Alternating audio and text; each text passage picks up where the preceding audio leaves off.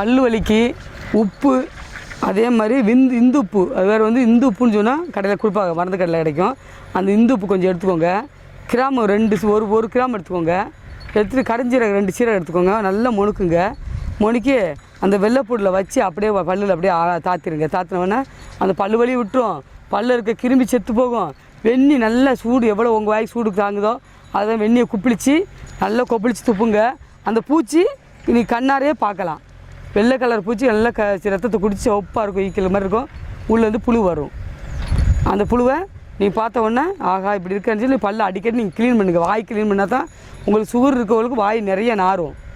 Sugar இருந்ததுன்னா வாய் நாரும். அப்பப்போ காலைல ஒரு தடவை சாயந்தரம் தடவை வாயை க்ளீன் பண்ணிகிட்டே இருக்கணும்.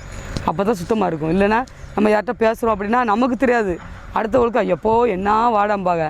அதனால் சுகர் இருக்கவும் கட்டுப்பாடாக இருக்கணும். உடம்பு சுத்தமாக வச்சுக்கிடணும். அப்பப்போ இந்த கல் மண்ணில் நடக்கக்கூடாது.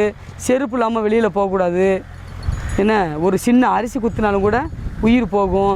அது மாதிரி அந்த அரிசி குத்தினாலும் அந்த இடத்துல அப்படியே கிரும்பி போய் ஆடிடும்.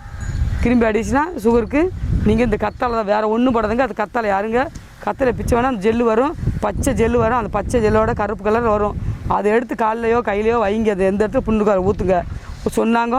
நல்லா கேட்கும் பார்த்துக்கோங்க. உங்கள் புண்ணுக்கு எந்த பிதுக்கு மருந்து போட வேண்டாம், எந்த மருந்தும் போட வேண்டாம். உடனே பக்காவாக காஞ்சி போகும். ஆஸ்பத்திரி போனீங்க அப்படின்னா குடஞ்சி சின்ன புண்ணை பெரிய புண்ணை ஆக்கிடுவாங்க. தினமும் மருந்து வச்சு இதாகிடும். அப்போ இந்த எல்லா டெட்டால் இதை போட்டு க்ளீன் பண்ணால் அது சுகர் புண்ணுக்கு க்ளீன் பண்ணக்கூடாது. அதே ஒரு பூச்சி தானே உள்ளே இருக்குது.